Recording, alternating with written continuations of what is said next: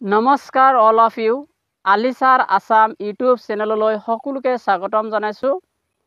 আজি মই এইটো ভিডিঅ'ৰ জৰিয়তে টিচাৰ্ছ ডে সম্পৰ্কে এটি চমু স্পিচ লৈ আহিছোঁ।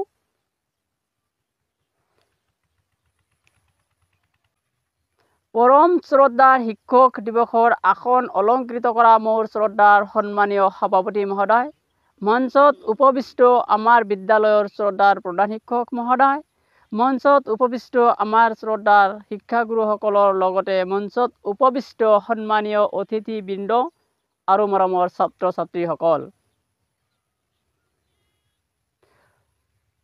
পোনপ্ৰথমে মই মোৰ শ্ৰদ্ধাৰ শিক্ষক শিক্ষয়িত্ৰীৰ লগতে দেশৰ প্ৰতিগৰাকী শিক্ষক শিক্ষয়িত্ৰীলৈ শিক্ষক দিৱসৰ হিয়াভৰা অভিনন্দন আৰু শুভেচ্ছা জ্ঞাপন কৰিছোঁ। আজি আমি ইয়াত একত্ৰিত হোৱাৰ মূল উদ্দেশ্য হ'ল, আজি হ'ল আমাৰ শিক্ষক দিৱস, অৰ্থাৎ 5 ছেপ্টেম্বৰ দিনটো প্ৰতি বছৰে ভাৰতত শিক্ষক দিৱস হিচাপে পালন কৰা হয়। কিয়নো আজিৰ দিনটোতে অৰ্থাৎ 1888 চনৰ 5 ছেপ্টেম্বৰ দিনটোত ভাৰত ৰত্ন মহান দাৰ্শনিক, বিখ্যাত শিক্ষাবিদ, প্ৰখ্যাত ৰাজনীতিবিদ আৰু ভাৰতৰ দ্বিতীয়গৰাকী ৰাষ্ট্ৰপতি সৰ্বপল্লী ৰাধাকৃষ্ণনৰ জন্ম হৈছিল। সৰ্বপল্লী ৰাধাকৃষ্ণনে যেতিয়া ৰাষ্ট্ৰপতি হিচাপে নিৰ্বাচিত হৈছিল, তেতিয়া তেখেতৰ ছাত্ৰ ছাত্ৰীৰ দল এটাই বা অনুগামীসকলে সৰ্বপল্লী ৰাধাকৃষ্ণনৰ জন্মদিনটো বৰ উলহ মালহেৰে উদযাপনৰ অনুমতি বিচাৰিছিল।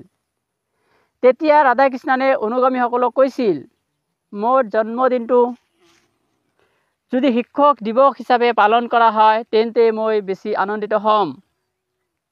সেয়ে ভাৰতত 1962 চনৰ পৰা প্ৰতি বছৰে 5 ছেপ্টেম্বৰ দিনটো শিক্ষক দিৱস হিচাপে উদযাপন কৰা হয়।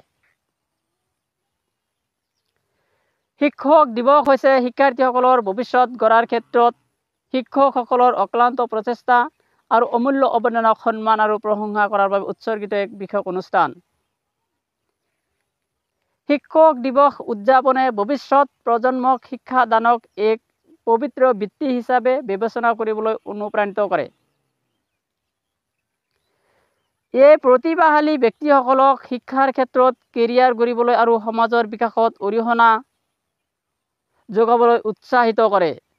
শিক্ষকসকলে সামগ্ৰিকভাৱে ব্যক্তি আৰু সমাজৰ ভৱিষ্যত গঢ়াত এক গুৰুত্বপূৰ্ণ ভূমিকা পালন কৰে।